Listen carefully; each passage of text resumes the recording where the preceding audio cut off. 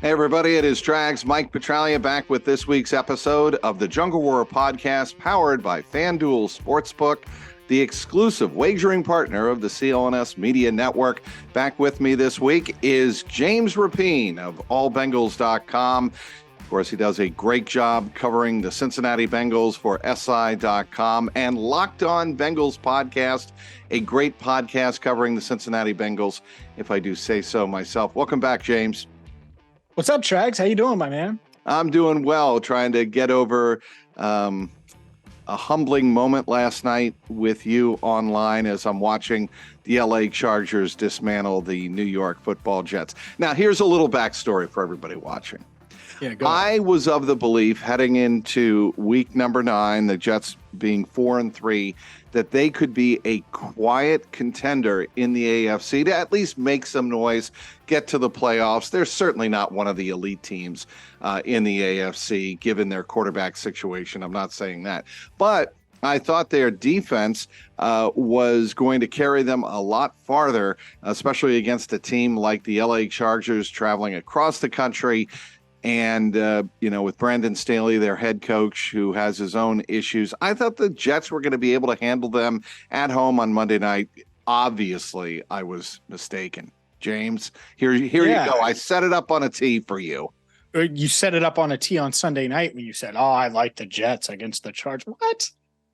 What the hell are you talking about, Trags? The Jets. You can bet on Zach Wilson all you want.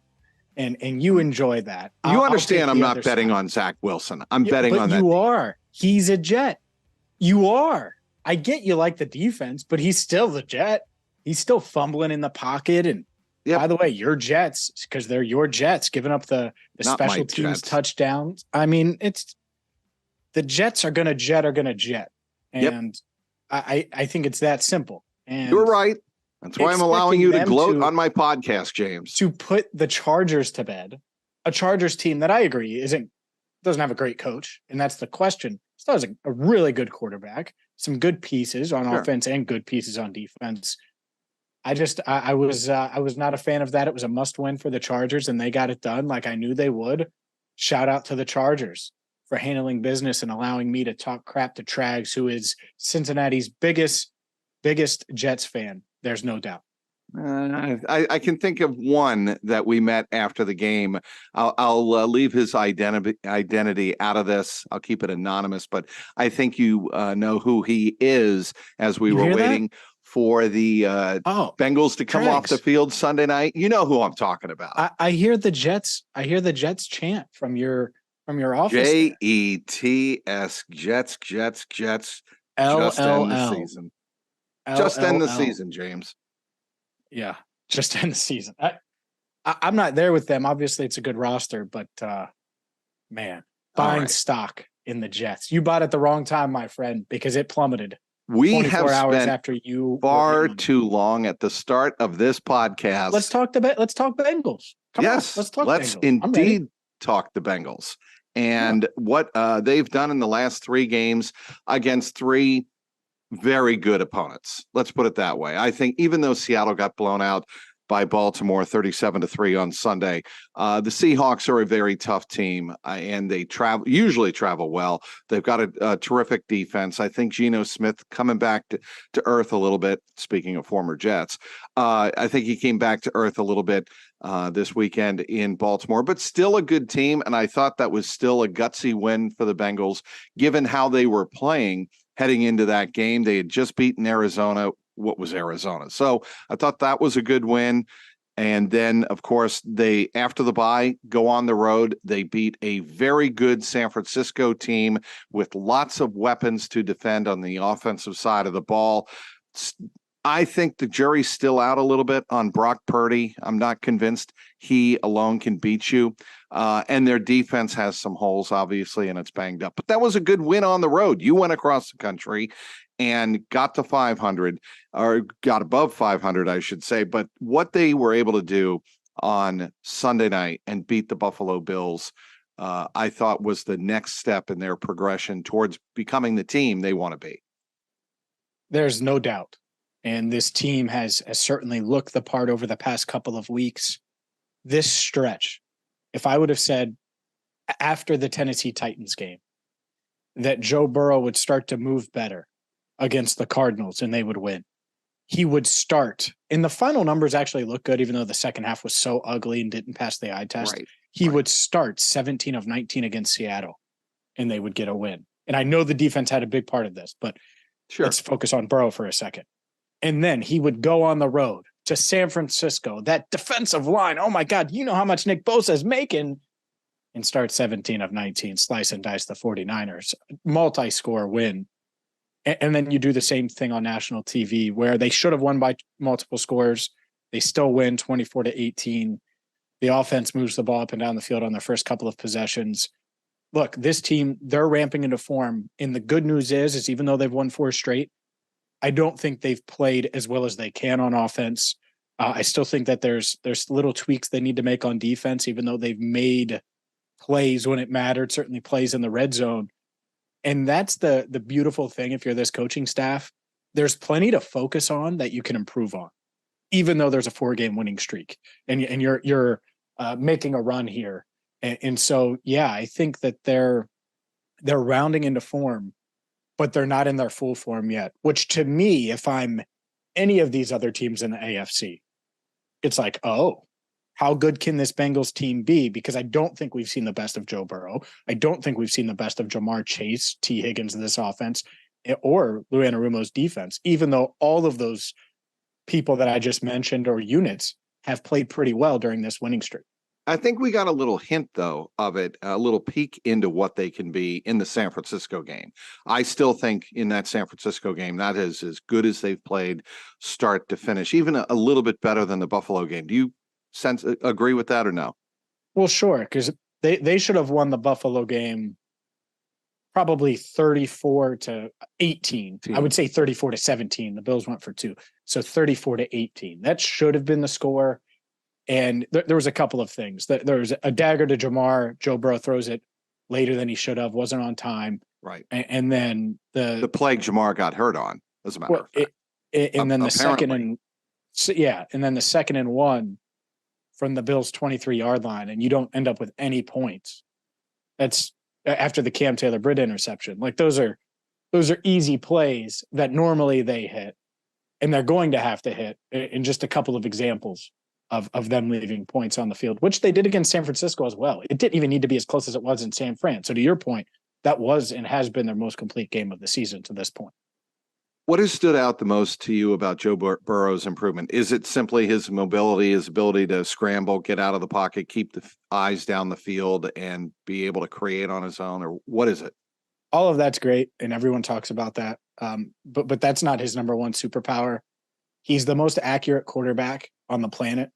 There is no one more accurate than him in the way he's able to just routinely, like find Tyler Boyd on 3rd down, on an out where he just makes it look so easy. The throw to Irv Smith Jr. That was not an easy throw. And there's multiple angles. I asked Irv about that after the game, James, not to cut you off, but he put that ball in the back corner of the end zone. I assume you're talking about the touchdown. Yes. Yep. In only a spot that Irv Smith could catch that. It was perfect.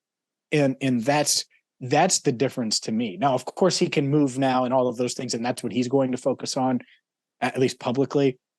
But he was inaccurate at times. And it's not like he has the strongest arm in the world. He can't be inaccurate. This is a timing offense, and they're reliant on Joe. And so his accuracy, to me, is his number one superpower outside of his processing and everything above the shoulders, all of those things. And so to have the accuracy back, and he's had it back now. I mentioned it, 17 of 19 back-to-back games, started of 11 of 14 against the Bills, 6 for 6 on the opening drive. He has been accurate. They've gotten him into a rhythm, and that's the Joe Burrow you expect to see. We did not see that early in the season. He was kind of tweaking his mechanics, doing what he could to make throws, to stay in the game. And by the way, playing him was the right decision. I know that was debated. Guess what? They were able to make it through it, and now they're 5-3. They might not have beat the Rams. In fact, I don't think they would have beat the Rams without Burrow. I'm not sure they would have won in Arizona without Burrow. So the fact that he was able to play through it, now you look at it and you can see the path to them being one of the top teams in the AFC. And who knows, maybe winning a third straight AFC North title.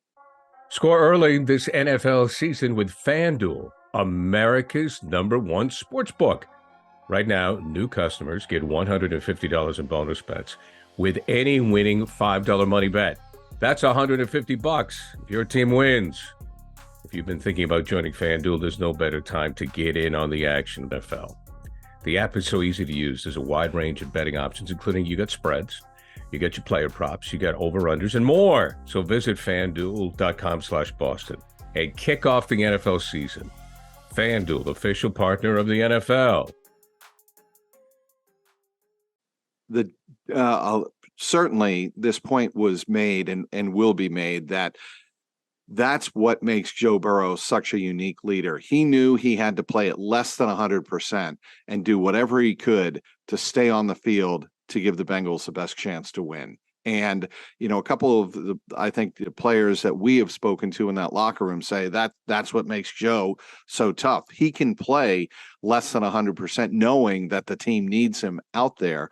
And, I think that certainly has come to the fore. I think that's a great point, James, that, the Bengals probably don't beat the Rams or the Cardinals if he decides to come back for the Seattle game and come back much closer to 100%. And kudos to Burrow on that. 4 passes from Joe Burrow stood out to me on Sunday night in terms of his accuracy. In order, I think I'm doing this in order. 3rd down pass to Tyler Boyd on the out to the sideline. The pass to Jamar Chase down the right sideline in front of the Bills bench in between the corner and the safety coming over. Go back and look at that. It was a perfect pass with probably a yard margin of error on either side. I mean, the ball had to be in that tight of a window. The 3rd pass was the one that just blew me away. And I know I yelled in your ear about that pass to T. Higgins on the skinny slant or the skinny post going down the seam on their final scoring drive, the field goal drive. That was a dart.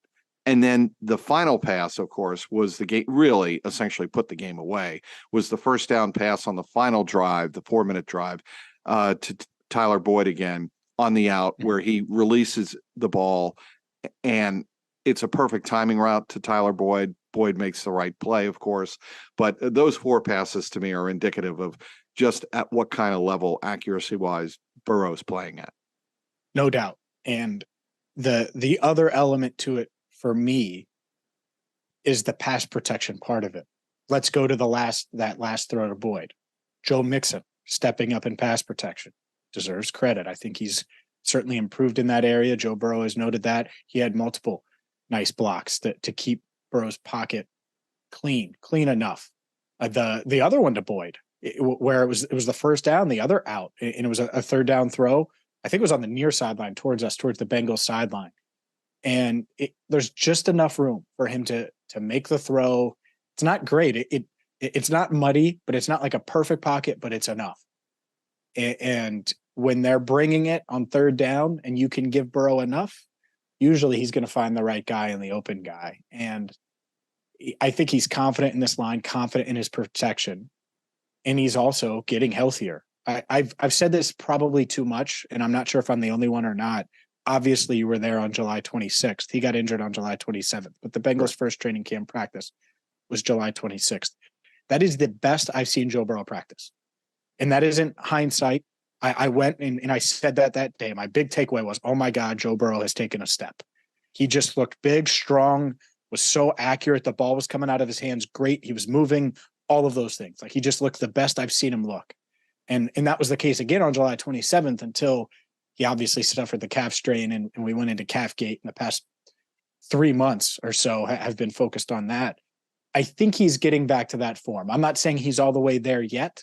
And it's also hard to resemble the Burrow I saw in a training camp practice in real life NFL snaps. It's not like we're there at practice every day for the full practice.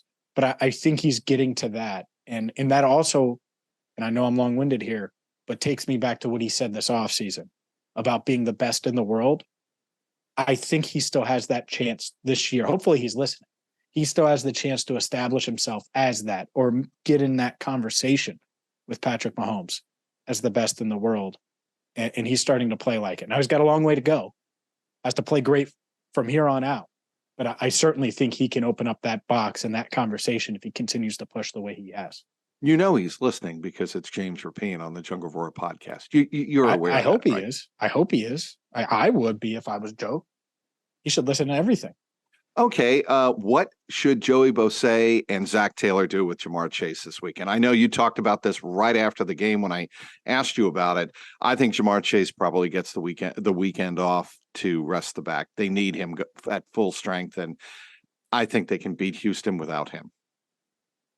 I think you saw, and you talked to him Monday. I didn't get to. I was not there, full disclosure. It was I was surprised. I was surprised he talked. Didn't have to talk. Could have easily said no. Right. And he did. I think this was a 23-year-old who was really damn sore. Yeah. He was really sore. And guess what happens when you're 23 and you're sore?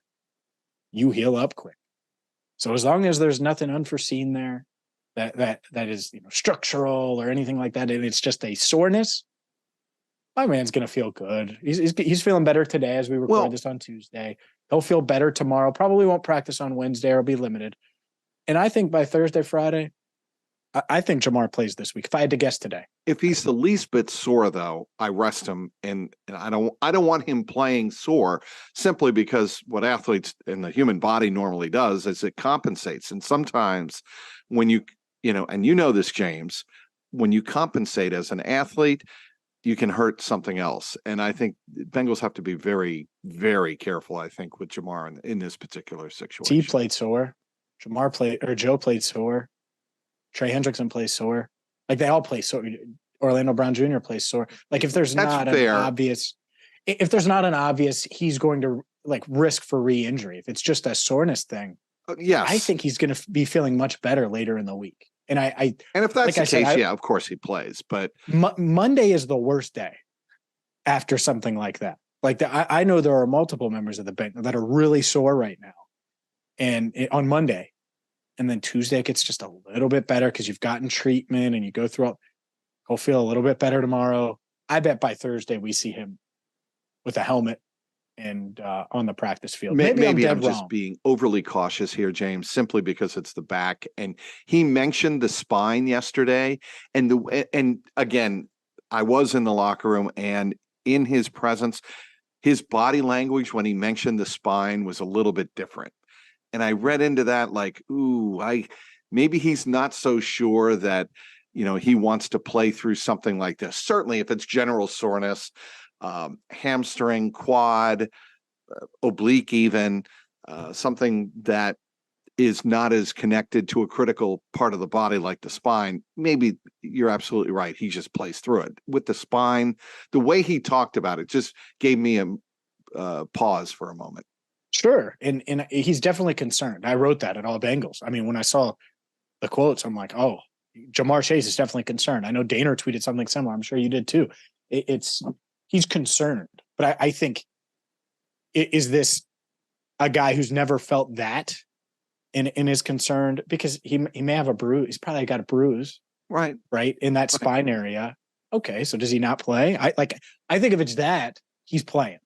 If it's anything structural and anything like that, where it's like, you might want to give it a week. That's a whole nother thing. I mean, he fell on his tail. I was good. I've cussed enough. So he fell on his tail at a really high velocity. Apparently Chris Collinsworth on the broadcast, I haven't went back and watched the broadcast copy, but said how sore Jamar was going to be, like word for word, how Jamar was describing it. I think he's going to be okay, assuming there isn't something else. Correct. If it's just soreness. Now, the other part of this is the Thursday night game looming. I was surprised you didn't bring that up. I think that probably has something to do with how you're feeling about him playing or not playing. I don't know if the Bengals think of it that way. As weird as it is, I remember asking Burrow when he was getting ready for the Rams game, do you take into consideration the fact that you're going to have a short week against the Titans and getting ready for that? And he was like, I didn't really think about it. And maybe they did, but it didn't feel like I kind of believe him that he was just focused on getting ready for that Monday night game. I wonder how they'll approach that part of it, because it's 4 days is much shorter. It's such a quick turnaround for us, let alone the players. So that's an excellent point because clearly, and it leads to my next point. The Bengals do not want to be looking past the Houston Texans. I don't think they will. I think they've shown the ability to play week to week, which has been the message from Zach Taylor on down, that you can't look at the rest of the schedule. They don't want the players looking at the rest of the schedule. Look at the next game. And I think that's a good way, mentally, to avoid what is the cliche of all cliches, certainly one game at a time, but the trap game. And Houston's playing well enough where it shouldn't be a trap game this weekend, but still, when you know who is up next and now, 8 days from now, yep, you want to make sure all the focus is on Houston before you start looking at the team from Maryland. No doubt. And you got to beat Houston. It's that Ravens game. That's going to be a tough game. It doesn't mean you can't win it, but handling business against the teams that you have to handle it against, and they should beat the Texans. Yes, not saying it's going to be easy, but they should beat Houston. Correct. And you can't overlook them because they are one of these up and coming, fun, exciting teams that are going to play with nothing to lose, and that's dangerous. 4-4, they're a dangerous team. They have weapons, and obviously Stroud's playing great. He's getting a ton of buzz after what he did with the rookie record yards wise, 5 touchdowns, doesn't turn the ball over. Like, there's a lot to like about what Houston's done so far. I think they're well coached. And so you can't look past them. And the other benefit of a short week against the Ravens, you know what you're getting with Baltimore. So focus on Houston, handle business there. And that's, again, why, if I had to guess today, and it's Tuesday, it's early, I still think Jamar Chase plays. And you need him. I think it gets the margin for error without Jamar changes a ton against Houston.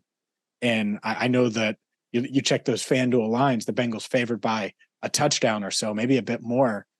It's I don't like that. I think that line should shift significantly if Jamar can't play. So that's another angle of this as well.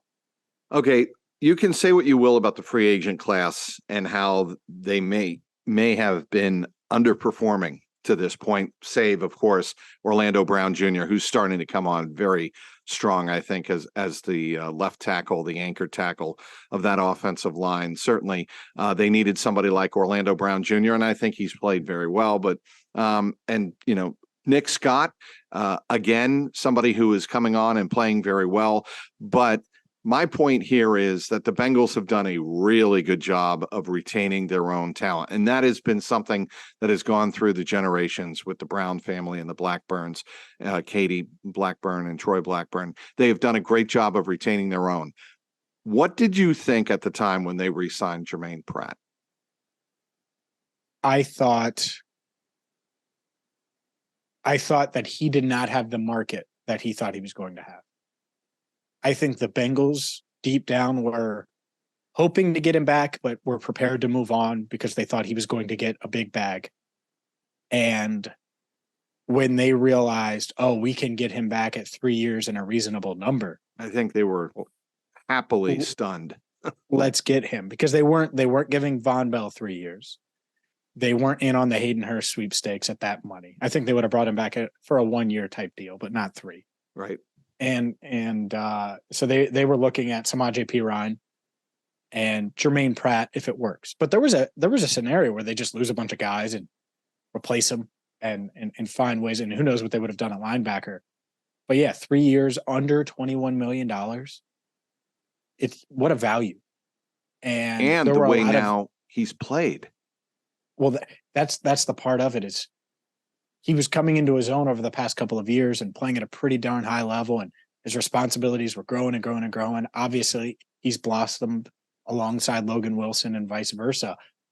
And I think they assumed that he was going to get a Logan Wilson type deal, which would prevent them from keeping both guys. Correct. Well, he didn't. And the market wasn't there. And so you go get him, and now they have one of the best linebacker duos in the league. These guys just make plays. They're extremely versatile. Pratt can run and cover. Obviously, we know what Logan can do, but the nose for the football aspect of Pratt's game, huge. That interception against Brock Purdy was insane. It's so hard to do that and to tip the ball that close, but to tip it up, have the hand-eye coordination, and just let your instincts take over. catch the ball and secure that, huge. And then you get beat by Dalton Kincaid. He makes you look silly. Pratt even said it after the game. I was not supposed to get beat inside. And Kincaid hit him with a little slant inside, and Pratt doesn't give up on the play, comes in, punches the ball out.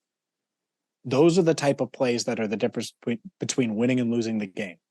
The Bengals had outplayed the 49ers and the Bills up to that point. Had Pratt not forced those turnovers, maybe the 49ers tie the game.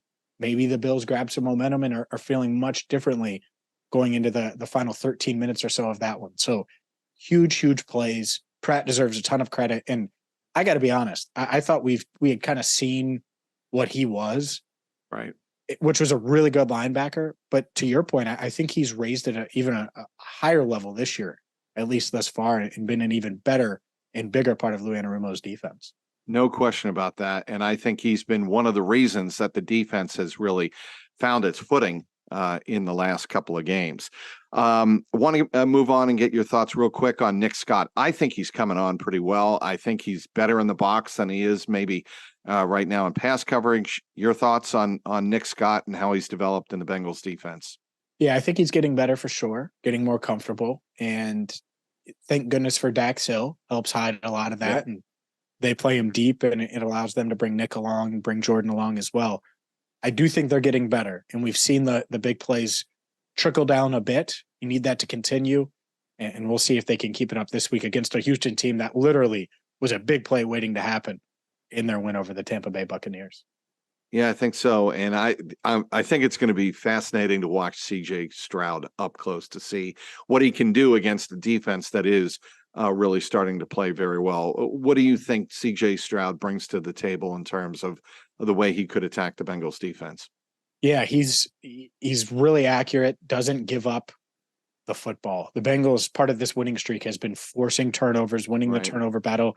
They're number one in turnover margin right now in the NFL. And it's because Burrow, even when he was hurt, was doing a great job of taking care of it. And this defense has started to force him each and every week.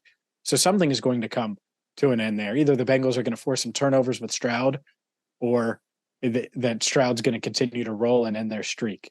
I think that's a big part of it. But to me, he's just poised, calm. I love their roster from a young up and coming roster. It's not like we're one of the top rosters in the league, but D'Amico Ryans is getting the most out of it. I like Dalton Schultz, Tank Dell.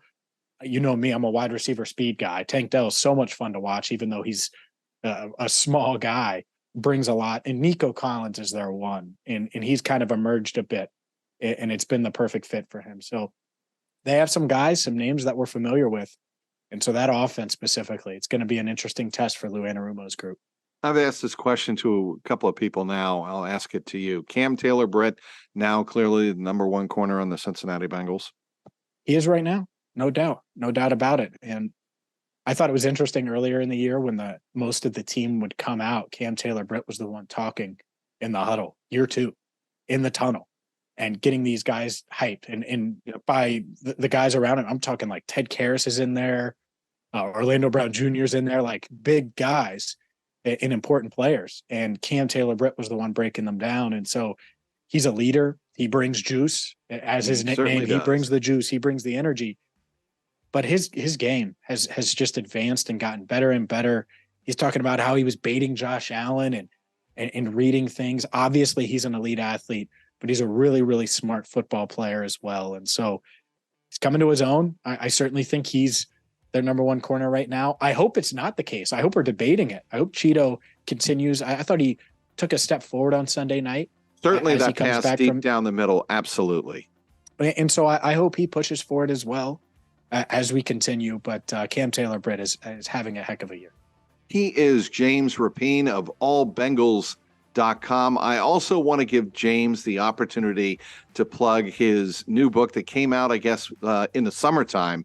And there are copies over your right and left shoulder. Talk about that.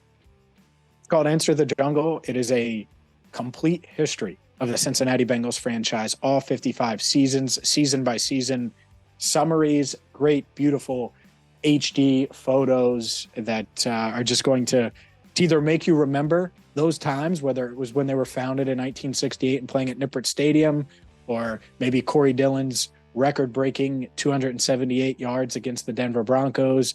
Maybe it's the playoff wins from the past couple of years, the Super Bowls runs in the 80s, all of those things and so much more covered in Enter the Jungle. And you can get it at CincinnatiBengalsBook.com or wherever books are sold.